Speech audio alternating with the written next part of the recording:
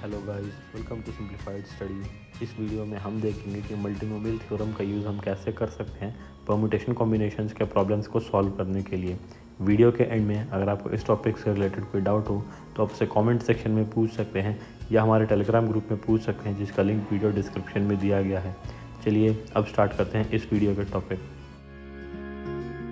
Suppose हमें ये question solve करना हो, how many 4 letter combinations can be made from the alphabets of the word mathematics, या फिर हमें ये क्वेश्चन सॉल्व करना है number of positive unequal solutions of the equation 3x + 5y + 2z + w = 15। इस तरह के क्वेश्चंस को हम कभी भी जो हमने पहले टेक्निक्स पढ़ी है उनका यूज़ करके सॉल्व नहीं कर सकते। इसके लिए हमें मल्टीनोमियल थ्योरम का यूज़ करना पड़ेगा। मल्टीनोमियल थ्योरम बेसिकली हमें बताता है कि अगर हमारे पास एक टर्म है x1 + x2 + x3 up to xr to the power n, तो उसका एक्सपेंशन किस तरह से होगा। यहाँ पे जो कोएफिशिएंट्स होते हैं एक्सपेंशन के बाद जो टर्म्स आते हैं उनके, वो बहुत इंपॉर्टेंट होते हैं हमारे लिए। एक एग्जांपल हम देख लेते हैं।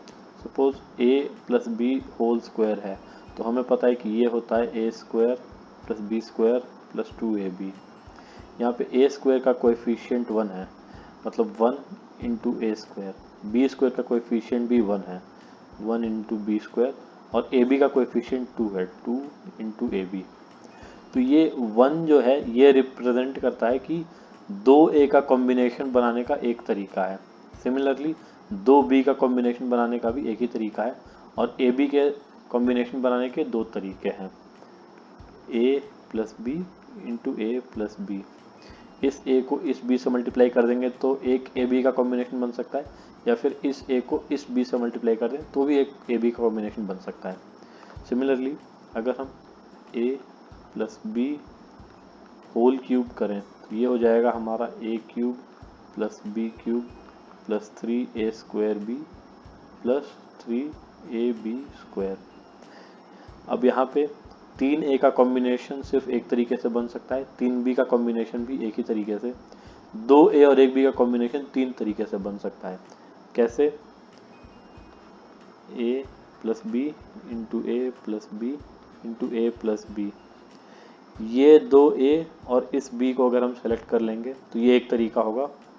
ये 2a और इस b को हम सेलेक्ट कर लेंगे तो ये दूसरा तरीका होगा। ये 2a और इस b को हम सेलेक्ट कर लेंगे तो ये तीसरा तरीका होगा। तो इस तरह से 2a और 1b के कॉम्बिनेशन के 3 तरीके होंगे। सिमिलरली 1a और 2b के 3 तरीके होंगे। तो जो भी हमारा यहाँ पे कोएफिशिएंट होता है एक्सपेंशन के टर्म्स का, वो बताता है कि कितने तरीके हैं जिससे कि वो नंबर मिल सकता है हमें, या फिर वो सेट ऑफ नंबर्स मिल सकते हैं हमें। परम्यूटेशन कॉम्बिनेशन में इसको कैसे यूज करेंगे, ये अब हम एक छोटे एग्जांपल से देख लेते हैं। सपोज हमारे पास 2 रेड बॉल्स हैं और 2 ब्लू बॉल्स हैं, और इन 4 बॉल्स का यूज करके हमें एक कॉम्बिनेशन बनाना है 2 बॉल्स का। तो ये हम कैसे कर सकते हैं? रेड बॉल्स को हम रिप्रेजेंट करते हैं R से, जो कि 0, 1 या फिर 2 हो सकता है कॉम्बिनेशन में। सिमिलरली हम ब्लू बॉल को रिप्रेजेंट करेंगे B से, जो कि अगेन 0, 1 या फिर 2 हो सकता है। अब मैथमेटिकली इसको लिखने का तरीका है r⁴ + r⁴ + r² into b⁴ + b⁴ + b²। यहाँ पे हमें देखना है कि इन दोनों को जब हम मल्टीप्लाई करें तो सेकेंड डिग्री के टर्म कितने हैं। सेकेंड डिग्री का मतलब सपोज आर बी ये एक टर्म होता है, तो ये r⁴ b⁴ है, तो 1 + 1 यानी कि 2, तो इस टर्म की डिग्री 2 है। सिमिलरली r⁴ b², इसकी डिग्री भी 0 + 2 यानी कि 2 होगी, और r⁴ b², इसकी डिग्री 1 + 2 यानी कि 3 होगी। तो हमें सिर्फ देखना है कि वो टर्म्स कौन से हैं जिनकी की डिग्री 2 है, क्योंकि जिनकी डिग्री 2 है इसका मतलब कि वो 2 बॉल्स का कॉम्बिनेशन रिप्रेजेंट कर रहे हैं, रेड ब्लू मिला के। तो ऐसे बस 3 ही केस होंगे, एक होगा एक रेड एक ब्लू का, एक होगा 0 रेड और 2 ब्लू का, और तीसरा होगा 2 रेड और 0 ब्लू का। तो ये 3 कॉम्बिनेशंस हैं, इसका मतलब नंबर ऑफ वेज होंगे 3। यहाँ पे हमने देखा कि रेड और ब्लू ये कितने थे इससे कोई फर्क नहीं पड़ रहा था, हमें बस इसकी डिग्री से मतलब था, इस टर्म की डिग्री कितनी है, डिग्री 2 होनी चाहिए थी। तो इसलिए हम ये जो टर्म्स हैं ये आर हो चाहे बी हो इससे कोई फर्क नहीं पड़ रहा, तो इसको हम एक जनरल टर्म एक्स से रिप्लेस कर दे सकते हैं और हम कह सकते हैं कि हमें देखना है x to the power 0 plus x to the power 1 plus x square into x to the power 0 plus x to the power 1 plus x square. इसमें एक्स स्क्वायर का कोएफिशिएंट क्या आता है इसके एक्सपेंशन में, तो ये जो हमारा टर्म है ये हो जाएगा हमारा equal to 1 plus x square का होल स्क्वायर। हमें पता है कि a plus b plus c whole square ये होता है a square plus b square plus c square plus 2ab plus 2bc plus 2ca। तो इसको हम एक्सपैंड करेंगे तो ये हो जाएगा हमारा 1 plus x square plus x to the power 4 plus 2x cube plus 2x square. तो यानी कि एक्स स्क्वायर 1 है और यहाँ पे 2 है, तो इन दोनों का सम हो जाएगा 3। तो यहाँ पे एक्स स्क्वायर का कोएफिशिएंट 3 है, इसका मतलब कि 3 तरीके हैं दो बॉल्स का कॉम्बिनेशन बनाने के लिए, 2 रेड और 2 ब्लू मिला के। यहाँ पे हम इस मेथड को यूज करें या इस मेथड को यूज करें आंसर हमारा सेम आएगा 3, लेकिन यहाँ पे सिर्फ एक ही टर्म है x और इसका फायदा हमें होगा जब हम बड़े क्वेश्चंस को या फिर बड़े इक्वेशंस को सॉल्व किया करेंगे तब। अब हम कुछ केसेस देख लेते हैं जिनका कि हम सॉल्यूशन इजीली निकाल सकते हैं मल्टीनोमियल थ्योरम का यूज करते हुए। सबसे पहला केस है कि सपोज हमारे पास a ऑब्जेक्ट्स हैं एक तरह के, b ऑब्जेक्ट्स हैं दूसरे तरह के, c ऑब्जेक्ट्स हैं तीसरे तरह के और इसी तरह से r ऑब्जेक्ट्स हैं लास्ट तरह के, और इन सबको मिला के हमें एक कॉम्बिनेशन बनाना है p ऑब्जेक्ट्स का। तो इसके नंबर ऑफ वेज होंगे, हमें coefficient of x to the power p निकालना होगा, 1 plus x square up to x to the power a into 1 plus x square up to x to the power b into 1 plus x square up to x to the power c और इसी तरह से 1 plus x square up to x to the power r। एक example से हम देख लेते हैं कि हम यहाँ पे कहना क्या चाह रहे हैं। यहाँ पे सपोज कर लेते हैं कि हमारे पास ग्रीन कलर की 5 बॉल्स हैं, रेड कलर की 7 बॉल्स हैं और ब्लू कलर की 10 बॉल्स हैं, और इन तीनों को मिला के हमें एक 12 बॉल का कॉम्बिनेशन बनाना है। तो यानी कि हमें चाहिए x टू द पावर 12 का coefficient in 1 plus x square plus up to x to the power 5। ये रिप्रेजेंट कर रहा है ग्रीन बॉल्स के सिलेक्शन को। ग्रीन बॉल्स 0 से लेके 5 तक कोई भी नंबर हो सकता है। इसी तरह से रेड बॉल्स हमारी हो जाएंगी 1 प्लस एक्स स्क्वायर, इसी तरह से up to x to the power 7 तक। ये हमारे रेड बॉल्स को रिप्रेजेंट कर रहा है, और ये जो है 1 plus x square up to x to the power 10, ये रिप्रेजेंट कर रहा है हमारे ब्लू बॉल्स के सिलेक्शन को। यहाँ पे हमने माना है कि ये ग्रीन रेड और ब्लू बॉल्स 0 0 0 भी हो सकती हैं। इसकी जगह पे अगर क्वेश्चन में दिया हो कि ग्रीन बॉल्स 2 होनी ज़रूरी है और रेड बॉल 1 होनी ज़रूरी है एज एन एग्जांपल, तो यहाँ पे हम ग्रीन बॉल्स 2 ले लेंगे और रेड बॉल 1 ले लेंगे। तो ग्रीन बॉल्स हमारे पास 0 से लेके 3 तक चूज़ करने का ऑप्शन है, और रेड बॉल हमारे पास 0 से लेके 6 तक चूज़ करने का ऑप्शन है। और ये 2 + 1 3 बॉल्स हमारी 12 में से सिलेक्ट हो गई, तो बस अब हमें x टू द पावर 9 का कोएफिशिएंट देखना होगा, क्योंकि अब हमें बस 9 बॉल्स ही सिलेक्ट करनी रह जाएंगी।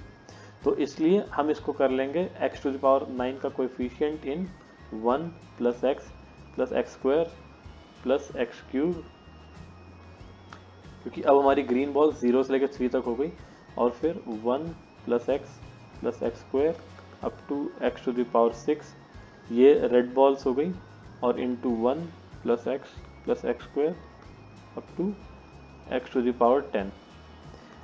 बेसिकली जितने सिलेक्शन पहले से हो चुके होंगे उतने सिलेक्शन हम यहाँ से कम कर देंगे, तो हमारा जो नया आंसर है वो हमें मिल जाया करेगा। अब हम इस क्वेश्चन को देखते हैं, how many 4 letter combinations can be made from the word mathematics. तो यहाँ पे हमारे पास m जो है वो 2 है, a जो है वो भी 2 है, t है वो भी 2 है, और इसके अलावा h, e, i, c और s ये पांचों अल्फ़ाबेट्स एक एक हैं और हमें 4 लेटर का कॉम्बिनेशन बनाना है।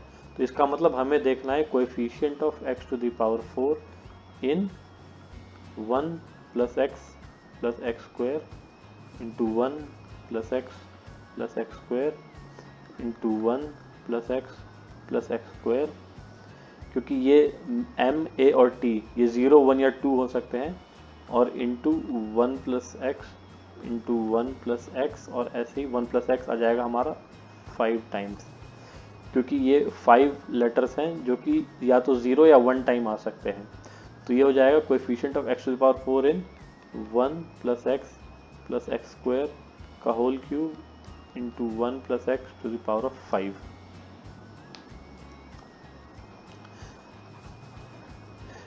अब इस तरह के इक्वेशन को हम सॉल्व कैसे करेंगे अपना आंसर निकालने के लिए, कोएफिशिएंट निकालने के लिए, ये हम थोड़ी देर के बाद जब हम कुछ शॉर्टकट्स देखेंगे मल्टीनोमियल थ्योरम के वहां पे सीखेंगे।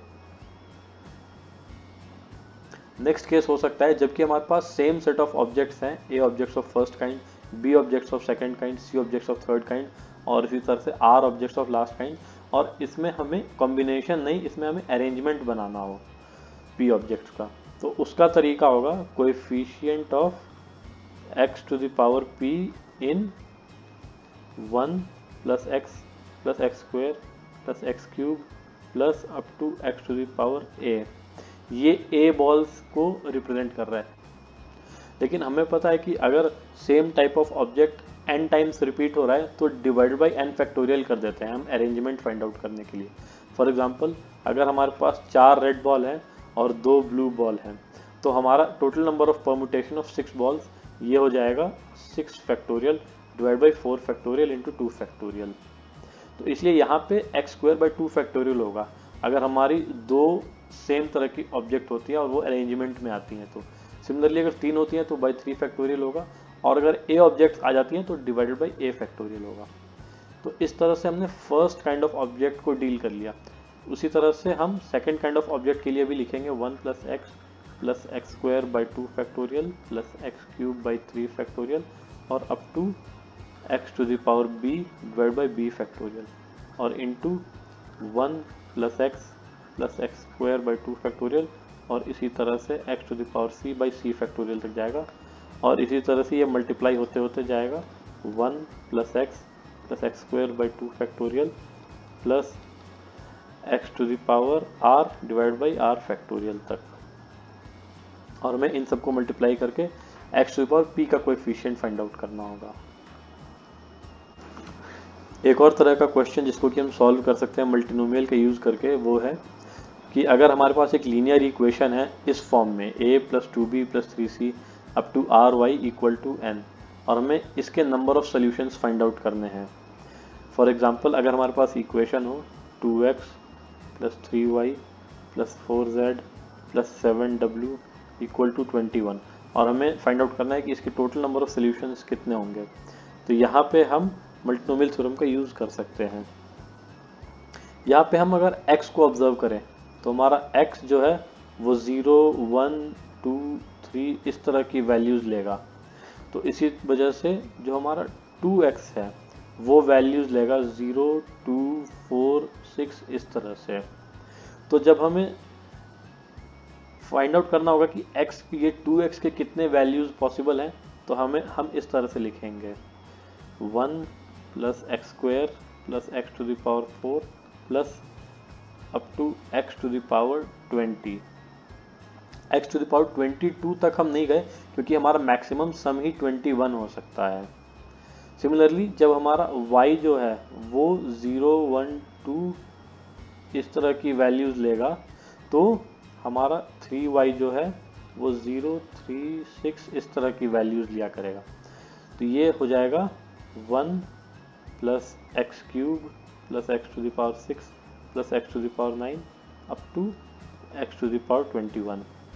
सिमिलरली 4z जो है वो हमारा इस तरह से रिप्रेजेंट होगा 1 plus x to the power 4 plus x to the power 8 plus up to x to the power 20, और हमारा 7w जो है वो रिप्रेजेंट होगा 1 plus x to the power 7 plus x to the power 14 plus x to the power 21। हमें इन सबको multiply करना होगा और हमें फाइंड आउट करना होगा coefficient of x to the power 21 कितना आ रहा है। अब फॉर एग्जांपल हमें ये क्वेश्चन सॉल्व करना हो, number of positive unequal solutions of the equation x plus Y plus Z plus W equal to 15। तो यहाँ पे हमारा x y z w ये चारों के चारों टर्म्स अनइक्वल होने चाहिए। तो हम मान लेते हैं कि हमारा x less then y less than z less than w है। तो x हमारा हो जाएगा x1, y ये हो जाएगा हमारा x1 प्लस x2, z ये हो जाएगा हमारा x1 plus x2 plus x3 और w ये हो जाएगा हमारा x1 plus x2 plus x3 plus x4। जब हम इन चारों वैल्यूज़ को इस इक्वेशन में डालेंगे तो हमारा जो नया इक्वेशन बनेगा x1 x2 x3 x4 के टर्म्स में ये हो जाएगा x1 plus x1 plus x2 plus x1 plus x2 plus x3 plus x1 plus x2 plus x3 plus x4 equal to 15। यानी कि हम इसको इस तरह से लिख सकते हैं 4x1 plus 3x2 plus 2x3 plus x4 equal to 15। अब यहाँ पे हमारे जो नंबर्स हैं x1 x2 x3 x4 ये सारे के सारे नॉन ज़ीरो होने चाहिए, क्योंकि फॉर एग्जांपल अगर हमारा x2 ज़ीरो हो गया तो हमारा y इक्वल टू x हो जाएगा, लेकिन हमारे सोल्यूशन जो है वो अनइक्वल होने चाहिए। तो इस वजह से हमारा x1 x2 x3 x4 ये सब ग्रेटर देन ज़ीरो होंगे। तो नंबर ऑफ सॉल्यूशंस के लिए हमें फाइंड आउट करना होगा coefficient of x to the power 15 in x to the power 4 plus x to the power 8 plus x to the power 12 into x cube plus x to the power 6 plus x to the power 15 into x square plus x to the power 4 plus x to the power 14 और into x plus x square plus up to x to the power 15। तो यहाँ से अगर हम x to the power 4 common लें तो ये हो जाएगा x to the power 4 into 1 plus x to the power 4 plus x to the power 8। फिर अगेन यहाँ से हम x क्यूब कॉमन लेंगे इन टर्म्स में से, तो ये हो जाएगा x cube into 1 plus x cube plus up to x to the power 12। Again यहाँ से हम x स्क्वायर कॉमन ले लेंगे तो ये हो जाएगा x square into 1 plus x square plus up to x to the power 12 और यहाँ से हम x कॉमन ले लेंगे तो ये हो जाएगा x into 1 plus x square plus up to x to the power 14। तो ये x to the power 4 into x to the power 3 into x square into x ये हो जाएगा हमारा x to the power 10 into 1 plus x to the power 4 plus x to the power 8 और साथ में बाकी टर्म्स एज इट इज रहेंगे 1 plus x cube plus up to x to the power 12 और into 1 plus x square plus up to x to the power 12 और into 1 plus x square plus up to x to the power of 14। तो हमें find out करना है coefficient of x to the power 15 in this term. यहाँ पे x to the power 10 हमें already मिल गया है, तो हमें एक्चुअली में फाइंड आउट करना है coefficient of x to the power 5 in ये जो हमारा टर्म है जो एक्सपेंशन है ये वाला 1 plus x to the power 4 plus x to the power 8 into 1 plus x cube plus up to x to the power 12 ये दूसरा term into 1 plus x square plus up to x to the power 12 ये तीसरा term और 1 plus x square plus x to the power 14 ये चौथा term. हमें x to the power 5 का coefficient find out करना है इसमें एक्चुअली में। अब ये हम कैसे करेंगे, ये हम कुछ शॉर्टकट्स देखेंगे उसके बाद हम सीखेंगे इसको। तो यहाँ पे जो शॉर्टकट्स हमें यूज़ आएंगे वो हैं, सबसे पहला जीपी का यूज़ करना। हमें पता है कि अगर हमारे पास एक जीपी है 1 प्लस एक्स स्क्वायर प्लस इसी तरह से x to the power n, तो इसमें n+1 टर्म्स हैं क्योंकि ये x टू द पावर 0 से लेके x to the power n तक जा रहा है, तो total number of terms n+1 होंगे। तो इस जीपी का सम जो होगा इसको हम इस तरह से भी रिप्रेजेंट कर सकते हैं, 1 minus x to the power n+1 divide by 1 minus x. ये हमारा पहला शॉर्टकट होगा जिसको कि हम यूज़ करेंगे। इसके अलावा हम expansion of 1 plus x to the power n और 1 plus x to the power minus n, यहाँ पे n जो है वो एक नेचुरल नंबर है, तो 1 plus x to the power n ये हो जाएगा हमारा nc0 plus nc1 x plus nc2 x square और प्लस इसी तरह से ncn x to the power n, और हमारा 1 plus x to the power minus n ये हो जाएगा equal to 1 plus nc1x plus n+1 c2x square plus n+2 c3x cube, और इसी तरह से ये इनफाइनाइट तक जाएगा। यहाँ पे इसके स्टार्टिंग और एंड के टर्म्स होंगे ये, लेकिन जो हमारा ये वाला होगा 1 plus x to the power minus n ये इनफाइनाइट तक जाया करेगा। तीसरी ट्रिक जिसका कि हम यूज़ करेंगे वो है सिंथेटिक मल्टीप्लिकेशन। सिंथेटिक मल्टीप्लिकेशन होता है जब हमारे पास इस तरह का एक टर्म है 1 प्लस एक्स और हमें उसे एक पॉलिनोमियल से मल्टीप्लाई करना है, तो नया पॉलिनोमियल क्या बनेगा ये उसके बारे में बताता है। फॉर एग्जाम्पल इसको हम एक एग्जाम्पल से समझते हैं। अगर हम मल्टीप्लाई करते हैं 1 प्लस एक्स को 5 plus 2x plus 7x square plus 3x cube plus 4x to the power 4, तो अब हमारा जो नया टर्म बनेगा, नया पॉलिनोमियल, वो होगा equal to 5 plus 2 into x plus 7 plus 2 into x square plus 3 plus 7 into x cube plus 4 plus 3 into x to the power 4 और plus 4x to the power of 5। ऐसा कैसे होता है?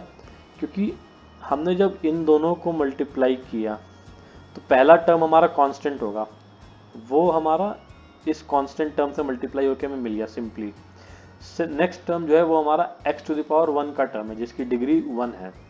तो डिग्री 1 वाला टर्म दो तरीके से बन सकता है, एक है कि वो इधर मल्टीप्लाई हो जाए 1 से, दूसरा ये x मल्टीप्लाई हो जाए इस कांस्टेंट टर्म से। तो इसी वजह से 2 प्लस 5 ये हो जाएगा x टू द पावर 1 का कोएफिशिएंट। सिमिलरली x स्क्वायर का कोएफिशिएंट दो तरीके से हमें मिल सकता है, ये 7 मल्टीप्लाई हो जाए 1 से, या फिर ये 2 मल्टीप्लाई हो जाए इससे, 2x मल्टीप्लाई हो जाए x से।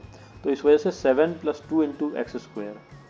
इसी तरह से x क्यूब का कोएफिशिएंट भी हमें मिल सकता है अगर ये 7 मल्टीप्लाई हो जाए यहाँ पे इस x से, या फिर ये 3 जो है ये मल्टीप्लाई हो जाए हमारा यहाँ पे 1 से।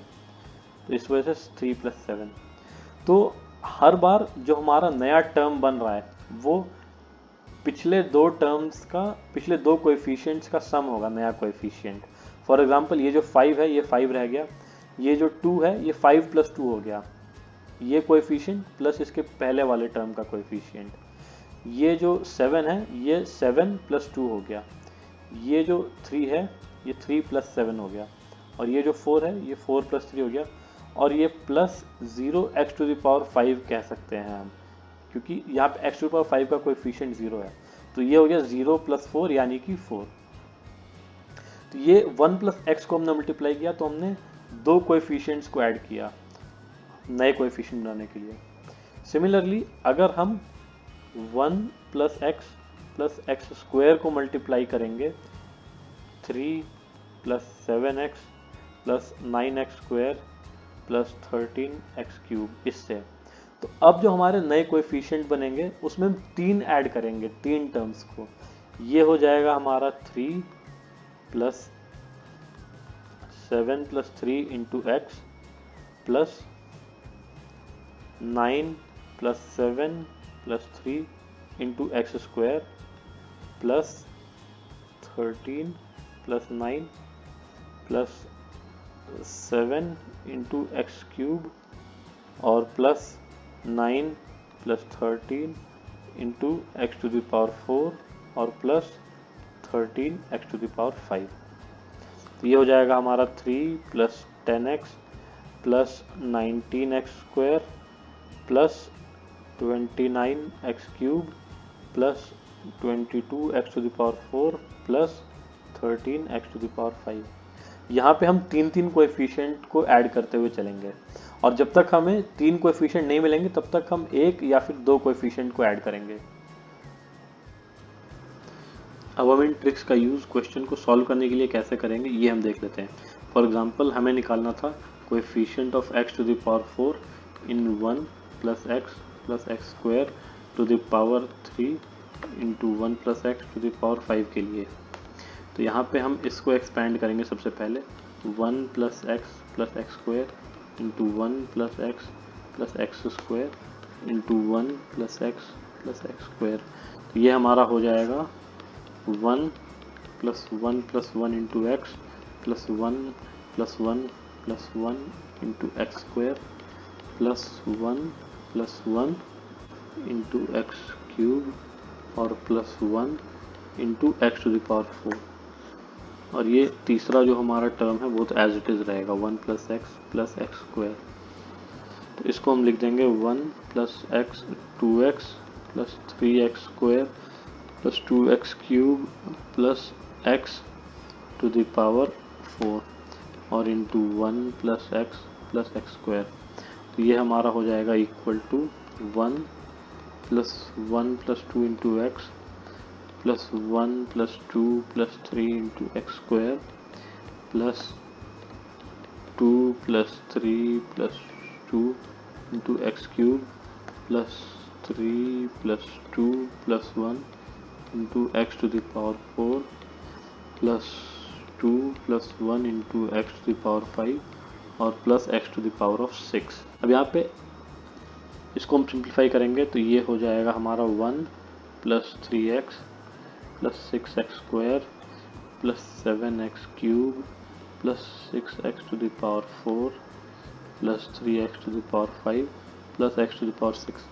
और फिर अब हम यहाँ पे इसको मल्टीप्लाई कर देंगे, इसको एक्सपैंड करके 1 plus x to the power 5 को।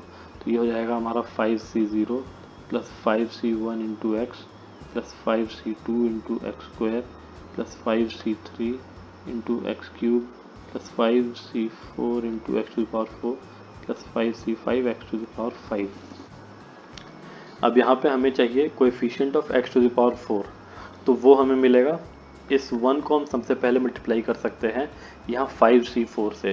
तो ये हो जाएगा हमारा 5c4 एक टर्म। दूसरा टर्म हो जाएगा हम इस 3 को मल्टीप्लाई कर सकते हैं 5c3 से, तो हो जाएगा 3 इंटू 5c3। फिर हम इस 6 को मल्टीप्लाई कर सकते हैं इस 5c2 से, प्लस 6 इंटू 5c2। और फिर हम इस 7 को मल्टीप्लाई कर सकते हैं 5c1 से, 7 इंटू 5। और फिर हम इस 6 को मल्टीप्लाई कर सकते हैं यहाँ पे 5c0 यानी कि 1 से, तो ये हो जाएगा हमारा 6।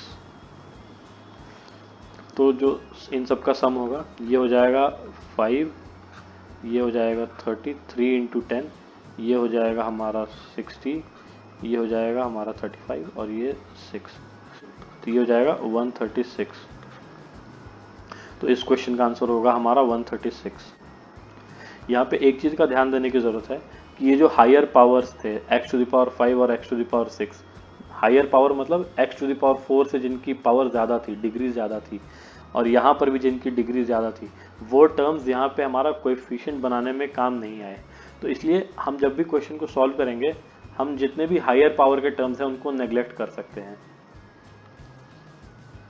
एक और क्वेश्चन जो कि हमें सॉल्व करना था जिसमें कोएफिशिएंट फाइंड आउट करना था वो था coefficient of x to the power 5 in 1 plus x to the power 4 plus x to the power 8 into 1 plus x cube plus up to x to the power 12 into 1 plus x square plus up to x to the power 12 और into 1 plus x plus up to x to the power 14। तो यहाँ पे again ये x to the power 8 higher power है, तो इसको हम neglect कर देंगे। यहाँ भी एक्स टू द पावर 3 से बड़े जितने भी हैं, एक्स टू द पावर 6 वगैरह, वो सब हायर पावर है, तो हम उनको भी नेग्लेक्ट कर देंगे। और यहाँ पर भी एक्स टू द पावर 4 के बाद जितने टर्म्स हैं उन सबको हम नेग्लेक्ट कर देंगे। और यहाँ पर भी x square plus x cube plus x to the power 4 plus x to the power 5 तक हम लेंगे, और फिर एक्स टू द पावर 6 से लेके एक्स टू द पावर 14 तक सारे हायर पावर्स को हम नेग्लेक्ट कर देंगे। तो हमें फाइंड आउट करना है coefficient of x to the power 5 in 1 plus x to the power 4 into 1 plus x cube into 1 plus x square plus x to the power 4 into 1 plus x square up to x to the power 5। तो ये जब हम इनको multiply करेंगे, और यहाँ भी x to the power 7 क्योंकि हायर पावर है, इन दोनों को मल्टीप्लाई करके जो मिलेगा उसको हम नेग्लेक्ट कर देंगे। तो ये हो जाएगा 1 plus x cube plus x to the power 4 into 1 plus x square plus x to the power 4, और ये जो हमारा टर्म है ये एज इट इज़ रहेगा।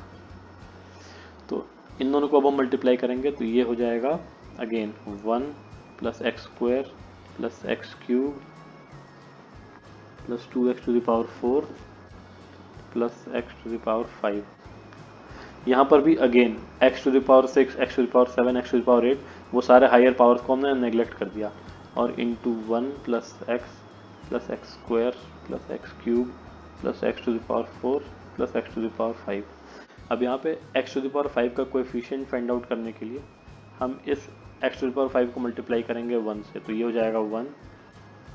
फिर उसके बाद यहाँ पे x का कोई टर्म नहीं है, तो इसलिए x टू द पावर 4 को हम मल्टीप्लाई नहीं कर सकते।